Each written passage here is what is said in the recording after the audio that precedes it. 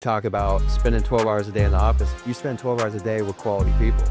Like, it's always business talks. How can I do this? How can I grow here? How can I? And you get surrounded by growth. It becomes contagious. And guess what? You start growing. Everybody has the same opportunity. We got to help each other. We got to pull on each other. We got to push each other. We got to challenge each other.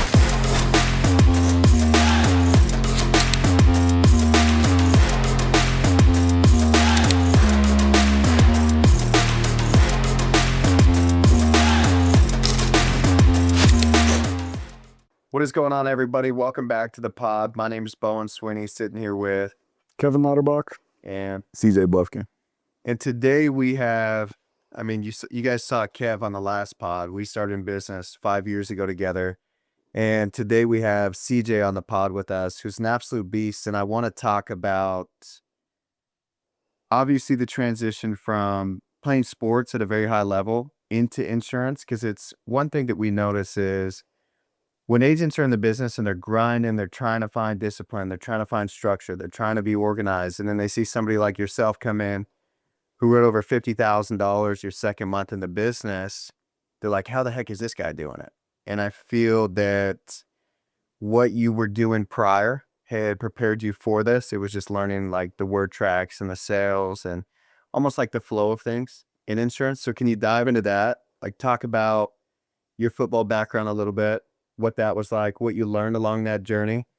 And then as you dive into it, we'll ask some questions on some funny plays for you. Yeah.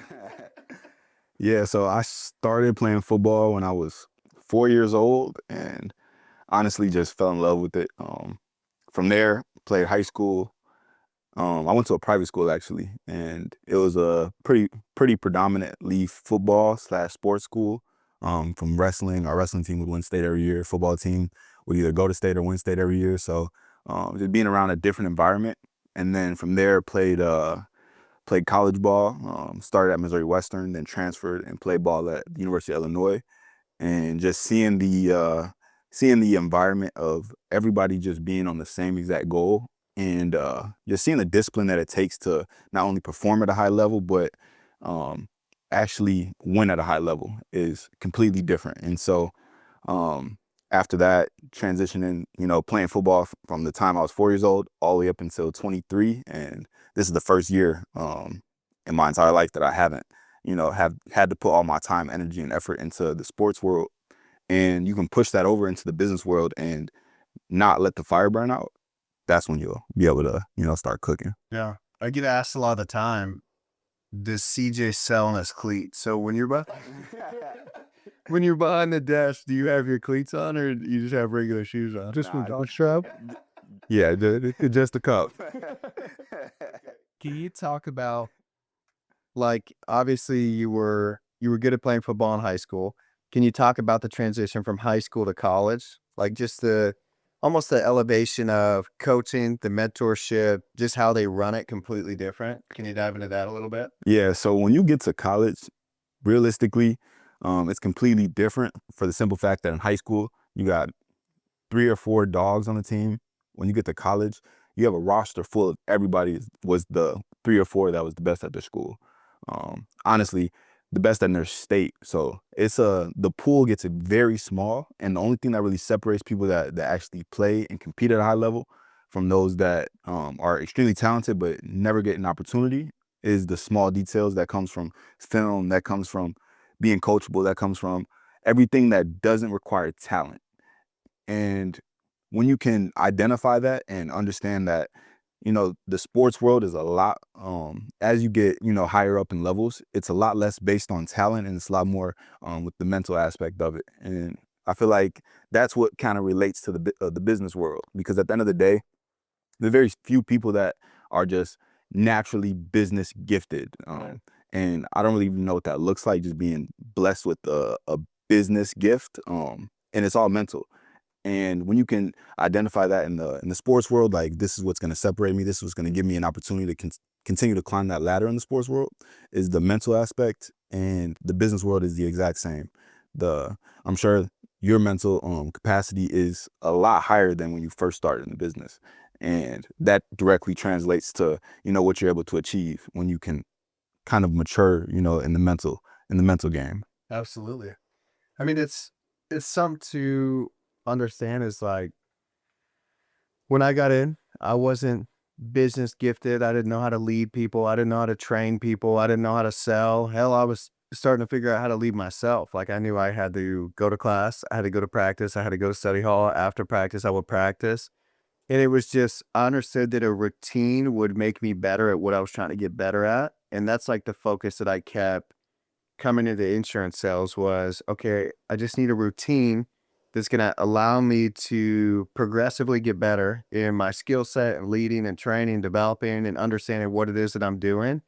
And over time, I'm going to get to a point that I'm starting to get good. And I see it as like mentorship in the business. And we can kind of pivot to Kev here in a bit is when you're starting, a lot of times you're just putting your head down, you're working. Like for me, a good mentor, they're going to lift your head up and like, hey, this is the vision. This is why we're doing it. This is what it takes to be able to do it. And then they keep you back on the path.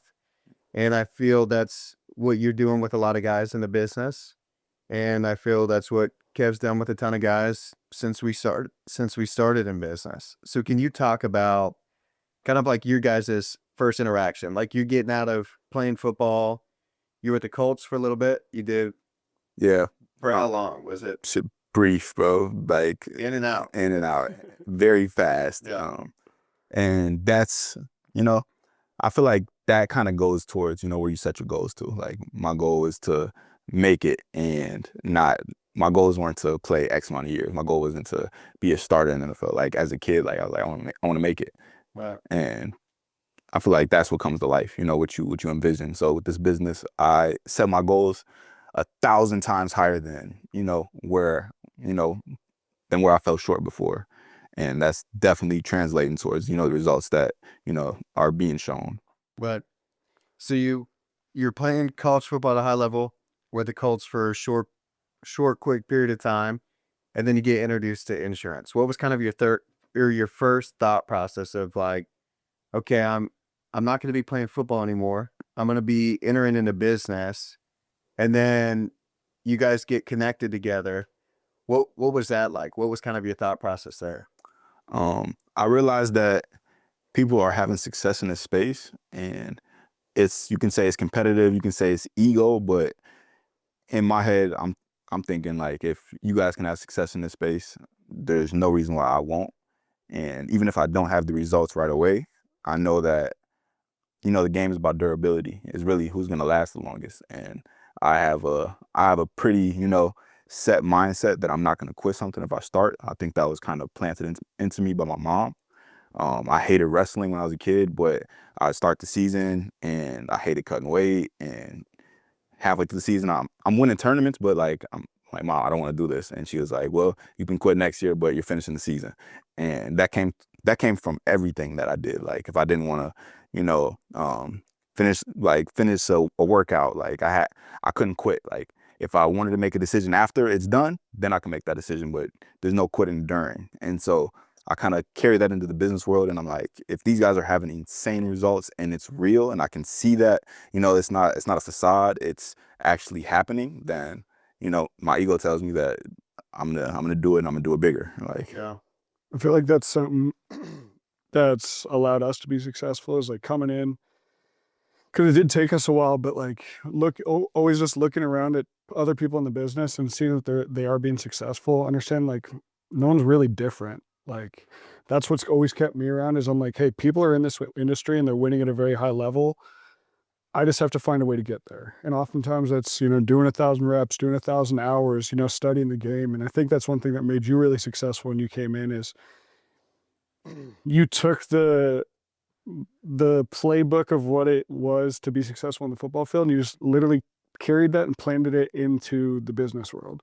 And I think that's what some people struggle with is they come in and they go at this completely blindly. Like what are some things that you did when you came in to, accelerate that learning curve for yourself? so coming in, I put myself in a business mindset long before I got done playing football. I read a lot. I was in the business world while still playing college ball. And so one thing I've learned, throughout even college and now I'm done, is success leaves clues. And the more you can realize this is what worked for that person, this is what didn't work for that person, you can go through a process of elimination before you even start of this is what's working for them. I can try this and tweak it in my own way. And then I can help the next person do the exact same thing. And so when I came into the business, I really just thought it's the rule of 100. Like get 100 reps in presenting, and then figure out what's the 10 that were the best. But you can't figure out the 10 best are if you don't track it. And that goes through like recordings, recording your calls, documenting, conversation that you had, and figure out the exact 10 that were the best and do another set of 100, and then figure out the 10 best of that, and just continue to carry those over, and just doing a set of 100 with the 10 that worked before, doing it 100 times in a row, and continue to narrow that window. It starts to get very good, and the results start to show very fast. It's simple. Like you literally just break it down into a science of, okay, do these 100 reps. These are the ones I did the best at. And you do that with recordings all the time. And you'll say it back over and over and over, throw those out. I'm going to mimic this again and again. Kind of curious. I've never actually asked you this, but like a lot of people come into the business and they wait for someone to, make this opportunity happen for them. Like, what is it that you gotten? Like, what are you trying to get out of insurance? What are you trying to get out of this opportunity? I mean, at the end of the day, like, yeah, I'm making money, but like, I still have family back home that like, aren't as fortunate, that are struggling. Like, and it kind of just drives me like, this is a lot bigger than me. So like, I may be tired. I'm like, all right, I want to, end the day early. I closed a couple people today, but at the end of the day, like, that could be sufficient for myself, but the vision is so much bigger. Like, I have a lot of people that I want to, help impact and, get back to that. I might be doing enough for myself right now, but in the grand scheme of things, like, this is only the tip of the iceberg. Like, I have so much more to do. And when you could look at it, beyond yourself, and, this is a lot bigger than just what I want to accomplish, but what I want to help, my family back home accomplish, like, it becomes a lot more motivating to do the extra mile, run the extra, lap, and kind of carry that on my back. That's like, When you remove yourself from the situation, then it allows you to perform. And that's what I noticed just from you explaining it. Okay, it makes sense why you're putting in these hours, these long days, these long weeks. Is it's not about you. And that's what I realized. It's like, if you're tired, it doesn't matter, because it doesn't matter if you're tired or you're not tired. Like, it's not about you. If you don't want to get up, it doesn't matter, because it's not about you. And that's what I realized too, is if you're doing the business for some other reason that's bigger than yourself, you're going to have a different driving factor. Yeah. And it's just like, it's kind of how I thought at the beginning. It's like, at first I didn't want to let myself down, but then it's like, there's other people that I don't want to let down. And then you start leading people. And it's like, you lead people with goals like yours. And not only are you taking care of your situation, but you're taking care of your family here in the next, I would say in the next year or so. And then you start attracting people. They come in the business because they want to do the same thing for their family. And it's just this massive ball of energy of like, we're accomplishing something massive together, and it's not about us. Yeah, realistically, like, my work ethic didn't just like come. I've learned it from visual, proof. I've been blessed, have these opportunities, but like, my pops, he was locked up for a long time. And then my mom, just being a single woman, she has to work, and she's a hairstylist. So, she's, gets by, but she would get up at 4:00 in the morning every single day and go turn on Uber, go drive, and just to make, ends meet, and then get done with that, and then go to her job. And so like, just seeing like just I got to make it happen, no questions asked. Like, she has a family, she has to take care of. And when you could just see that work ethic and that discipline of not complaining, just figuring out a way to do it. Like, if you carry that into the insurance space, like, just, I know this is what I got to do. And it becomes very easy. Like, at the end of the day, like, our worst day is somebody's best. Like, Yeah. realistically, like, our worst day is somebody's blessing. And when you could look at it from that landscape, like, the work becomes very small. Like, this business isn't complicated. People overcomplicate it sometimes, but at the end of the day, like, we're not doing anything that's nearly close to rocket science or anything like that. So Your mom's a boss mom. yeah, Your mom's out working probably 80% of people in this industry, probably more than that. and just making it happen, which is That's what Honor said. Like my mom was raising 5 kids. Like it wasn't easy, and there's a lot of stuff that probably she wish she could have redone, but she was doing what she could, and it was providing for us and making shit happen. And I feel that just gives you a different perspective of like, okay, this is the deck that she's dealt, and look how hard she's working to make it work. Look at the deck that I'm dealt. Like I don't have any kids. I'm married. You don't have any kids. Like, what's your excuse to not have success in the business? And the only excuse to not have success in the business would be that you're tired or you don't want to do it or you can't do it or whatever it may be. And it's like those carry no weight at all. Can you talk about what it takes to develop your mindset? Because I feel like half the people that are in their 20s, like they have like this mindset of they want to be entrepreneurs, they want to build a massive business, and you have the other half that they don't really give a shit. Like they just want to work a a good job, they want to get paid, they want to party, they want to enjoy their 20s. Can you talk about your mindset of like what you're developing and how long it took you to be able to get to this point to be in a position to where you see that you can build this massive organization? Like I can feel it, but you could see you can build $100 million a year organization, and it'll probably happen in the next 3 years. We were doing $70 million a year, my 4th year in insurance, and I'm not the brightest dude, but I keep it simple. And my focus is like, okay, how can we keep this simple for the people coming in? But it's also, you need the mindset plugged into that. So can you talk about things that you did or things that you focus on to develop your mindset to get you through maybe what felt like a tough time, but then you realize it was just part of the journey? Yeah, so going into my senior year of high school, my older brother, he passed away, and like honestly, I felt like very lost in a sense. Like I didn't really care about football as much. He was obviously killed in like the streets, and it kind of gave me like a void, and it kind of led me towards God. And once I found God, I believe that a different type of motivation was put into me, and I realized like everything that like is going on around me isn't me. It's just circumstance. And so I started reading books such as like Robert Kiyosaki, Rich Dad Poor Dad, Grant Cardone, and I realized like there's so much more to life than you know the circumstances that we're facing now. And when you can look at it from that aerial view, you can start reverse engineering like, okay, this is how I think. And I realized, if I do want to have these type of results, or if I do want to build something at this magnitude, I have to get out of my thought process that I've been, accustomed to, that I've been born into. And once you can start to break that and realize that it's all just, programming from, what you're around, and you can start thinking for yourself. And when you start thinking for yourself, you can really realize what you want to accomplish. And like, when you can slowly start to break that down, like, all right, this is where I'm at right now, and just being very true with yourself, like, okay, I don't have much, but how can I get the first step and then the next step? And I feel like people overwhelm themselves with thinking they have to be exactly where they want to be right now.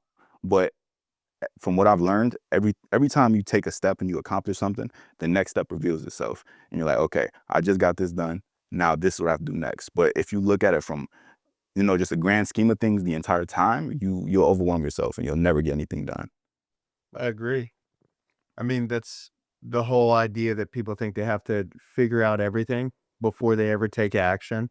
It's like, I have to know this, I have to have this in place, this has to be present for me to even start moving. And it's just like, just start walking the path, like one foot in front of the other, and then stuff's gonna start showing up for you. And that's what I understood is like, let me just get licensed. When I get licensed, let me just learn the script. When I get the script and I learn the script, let me just dial the phone. It wasn't, I had to figure out this CRM, and I had to figure out this, and I had to figure out 94 different products, and I had to know all of this, and I'm playing out scenarios in my head of like, what if they say, it was none of that. It was like, I know how simple minded I am, and I know that if I did that, it would cripple me from being able to perform. What are some ways that you could give somebody advice of like, say they do feel that way. They are at a point where they're like, well, I don't know what to do next, but I have a license, or I'm thinking about getting licensed. but I don't know like anything about products, anything about insurance, anything about these carriers, whatever it may be. What is like some advice that you could give to these people? Um, for those that are like starting and this is feels like a lot, you gotta learn a lot at once. The best advice I ever was given was when you start to feel angry, overwhelmed, and all those feelings in between, don't get mad, get creative. And when you can look at things from that point of view, um, creativity is going to birth something that if you feel like you can't get past something, somebody else is going to be in your exact shoes, and the creativity that you're gonna experience, to overcome whatever that may be, because it's all temporary. Same way success comes, same way failure goes. You know what I mean? It all comes and goes. And when you can get creative with whatever you're going through and create a solution that helps you personally, somebody else is going to go through that exact same thing, and you're going to be able to help them. But it's very selfish for somebody to go through a hard time and quit, because at the end of the day, think about how many people you could have helped, that are going to come across that same exact thing. And by you quitting, you not only let yourself down, but you let down all the people you could have impacted. Absolutely. I think about that every single day. Like if Kev quit, none of his guys would be here. If I quit, nobody would be here. And it's like if you don't get creative to solve what you're experiencing, you're never going to get the joy of being able to help somebody get through what they experienced that's similar to what you overcame.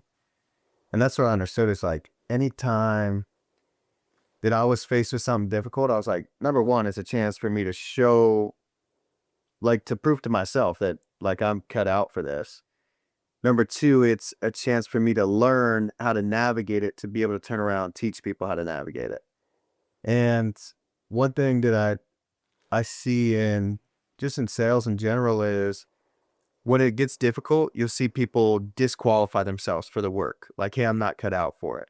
Or hey, I can't do that. Or hey, that's a 10-year-old lead, I can't dial that. Where me and Kev, we were the complete opposite. We're like, 10-year-old, it's a lead. Like, let's just call it. 10-year-old lead, okay, my skill set's not there. Let's create a skill set to be able to close that type of lead. And that's what I understood. It's like, if there's an opportunity, but I don't have the skill set for it yet, why don't I just go and create the skill set to be able to flourish in that opportunity? What are some, I mean, shoot, you remember it, Kev probably wrote 40 grand a month. When was it? Like 2 years ago? And he didn't even pick up the phone. He was just texting the clients, and they were 10-year-old leads. Yeah, I think because there's always a way, and I think that's what's the people that do this business. They do it at a high level. It doesn't matter what's thrown at them; they just get it done. Going back to the problems thing that you were talking about, like everyone always builds these problems up in their head about what they're dealing in the business to be these astronomical things, and when you realize it, like you start attacking it, you just move, you move, have some action towards it. You realize it's not even a real big problem, and it goes away just like that. But I think that's like when you came into the business, you had so much success right away because it wasn't you weren't fixated on like, hey, what are all these products? What are all these leads? It was like, hey, here's leads, I'm gonna call them. And I think that's what we did well when we came in. Someone gave us a script. They said, hey, here's 8 pages, memorize it. Okay, check.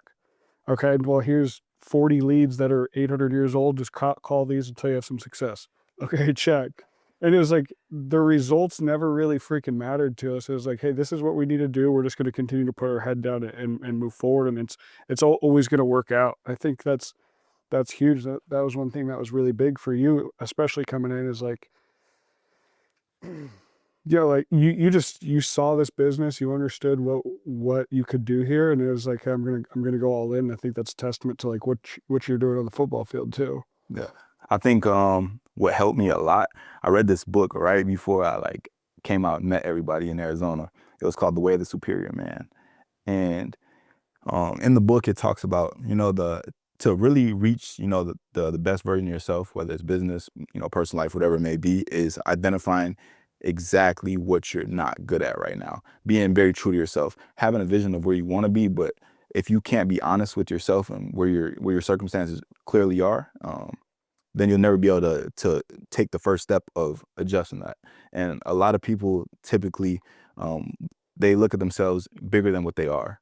And that's good, when from a goal standpoint, but if you really want to make change and grow in something, you have to be brutally honest with yourself. And I was like, I told myself that when I came into the business, I was like, I have no idea anything about life insurance. I have no idea about what these products are, how to write an application, how to do any of this stuff.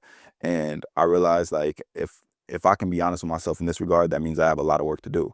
And that made me okay with putting in, you know, all the hours, the dials, without, you know, having an expectation of it happening right away. And you know, it worked out a lot faster than, you know, I expected, if I'm being honest with you. But that just came from being brutally honest with myself. Like, I'm not good at this right now, and it's going to require a lot for me to get good at this, no matter when it does happen. But I know it will. Outside of the insurance space, because obviously this is all brand new, you didn't know anything. When you were reading that, is there anything else like that you thought, hey, I'm not that good at this. I gotta change and adjust here? Patience. I think I'm a very impatient person. I expect results, and I expect results fast. And when you can realize that it's not my timing, you know, it's like, for those that, you know, don't believe in God, but I'm a firm believer in God. It's God's timing, you know, and no matter what I'm going through, I'm exactly where I'm supposed to be. And when you can look at life from that lens, I don't feel pressure. I don't feel overwhelmed. I know, like, whether I'm doing, you know, exactly what I want to be doing, I know it's gonna happen. And like, just the art of just release. Like, anything good, bad, or indifferent that happens in life, hey, it's my fault. Like, That's a good perspective, though. I mean, I think that the same way is, it doesn't matter if it's good, bad, and different. I'm exactly where I'm supposed to be. It doesn't, like when we went through 2 separations, that's exactly what we had to go through. Like, it is what it is. It's a fact of the matter. You can't change it. You can learn from it. That's what I understand is, when it's difficult, if you can't change it, what can you do? Well, I can't complain about it. I can't say it sucks, but I can learn from it. And it's being able to just retrain your mind and not feed those thoughts. Because I'll be honest, I was very impatient as well. Like Kep can probably tell you, I was the biggest hothead in this business when I first started, and it was like, it was my biggest character defect. Is I was so intense, and I wasn't intense with the business. I was intense with the people. I was intense, like, why the F do you not see this? Why the F can you not see that you can make this work? Why can't you close these deals? Why are you complaining? Like, I didn't understand it. I'm like, I don't know why people complain. Like, if you chose to get on this path, why would you complain when it's difficult versus just figure it the F out? And I had to work on that a lot, but I would feed myself. I would say, yeah, I am a high head. I do have a short fuse. And I had to start, like, retraining that. It was like I was accepting that. Then I was accepting this characteristic that I didn't like about myself. So I had to change it. I was like, I do have patience.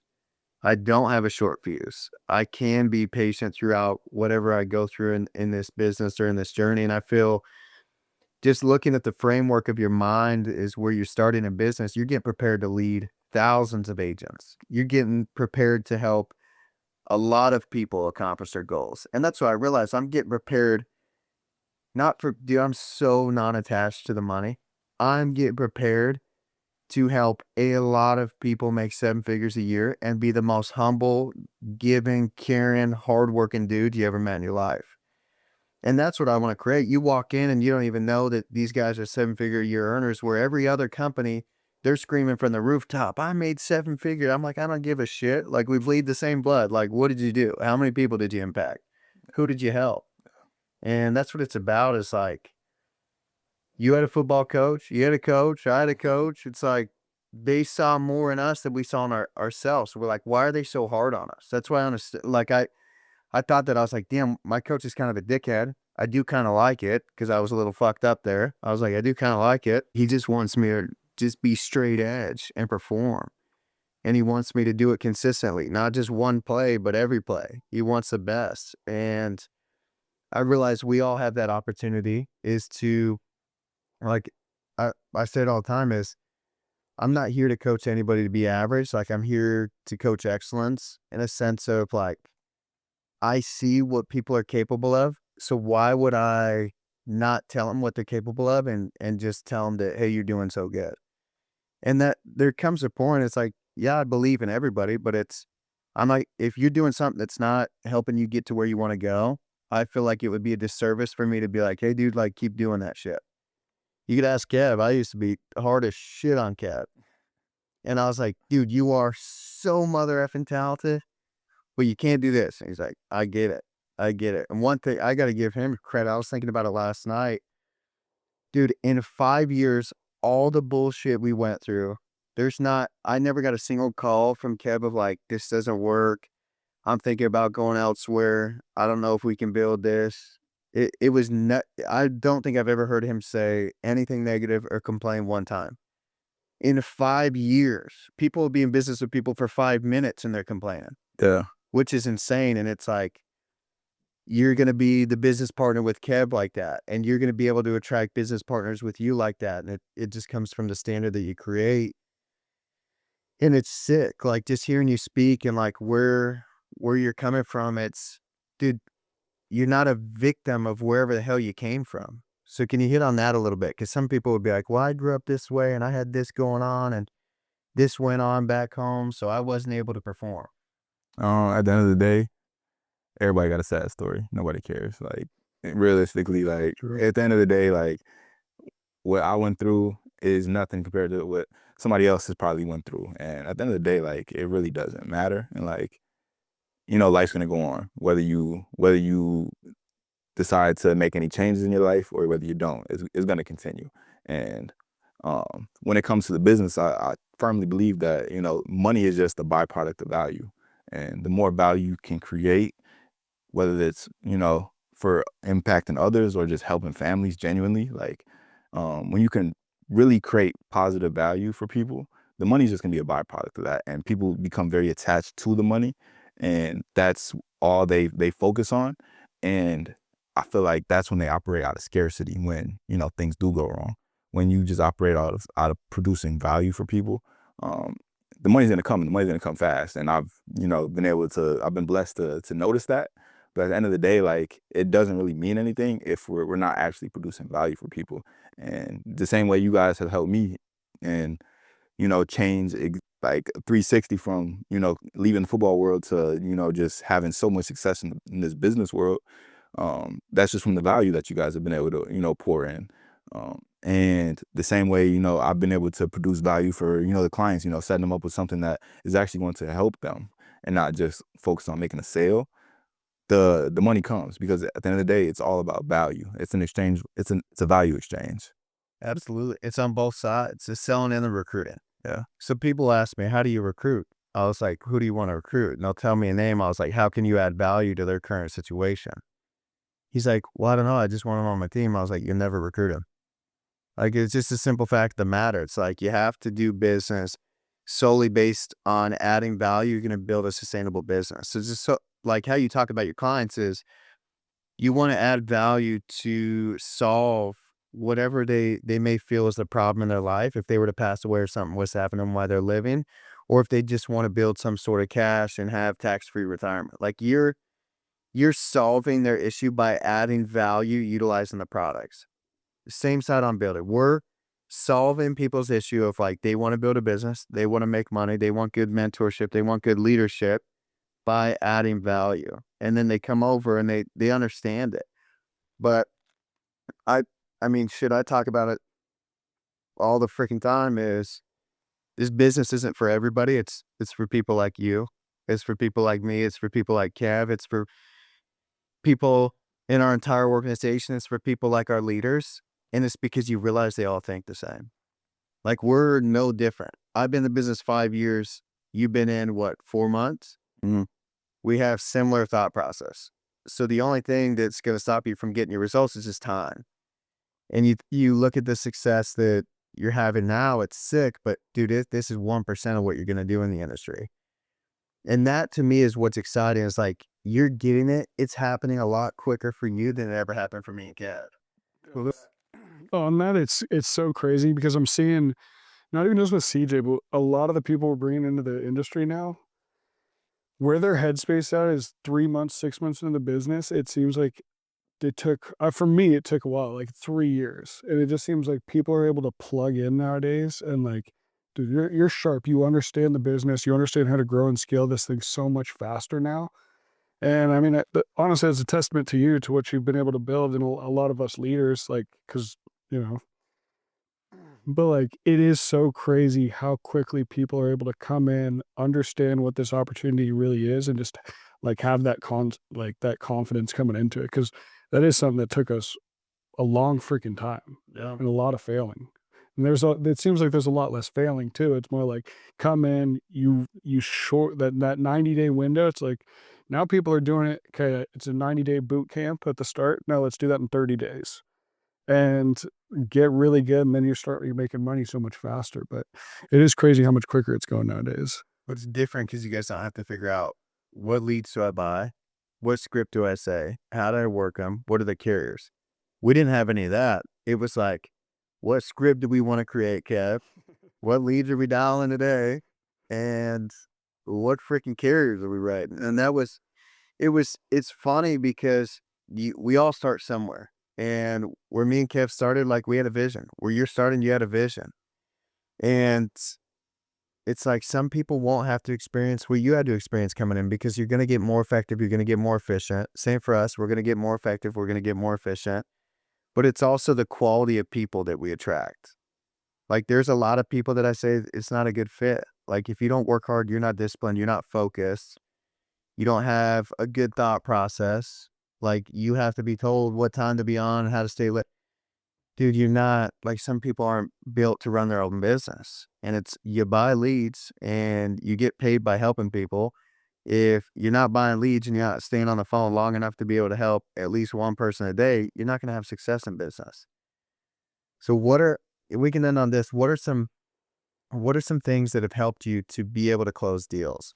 We'll talk about the sales side a little bit, but what do you feel separates you from somebody that may be writing 10, 15, 20 grand a month, where you're writing 50 grand a month your second month in the business? Yeah. So I've talked about it a few times. You know, what you don't track, you can't manage, and what you don't manage, you can't adjust. And that translates straight into kind of the philosophy I brought into the business is, you know, adjust what doesn't work, double down on what does.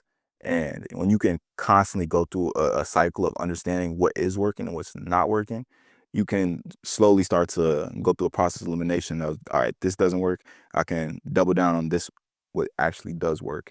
And just having a lot of reps. Like, when I think my first day ever, like, coming into the business, like, you guys are telling me, like, yeah, we were dialing X amount of dials in a day. Like, how many did you do? And I'm like, probably not enough. Like, clearly, like, clearly not enough. And I think it was like you said it in a joking way, but like, I took it as, okay, this is why they're where they're at. Like, I have no problem doing it, like, you know, doing a little bit extra. And so I would work from 7 o'clock in the morning till 10 p.m. at night. And I realized, like, I heard Hiram talk about 8 to 8, 8 to 8. And I'm like, okay, well, I'm gonna extend this a little bit, because I see Hiram's doing a lot. And I was like, as you know, from a little bit of ego, I'm like, I want to do more than that. Like, genuinely, like, oh, I can do better. Like, and that's just a testament. Like, he works hard. He does this. This is his schedule. Now, how can I expand on it?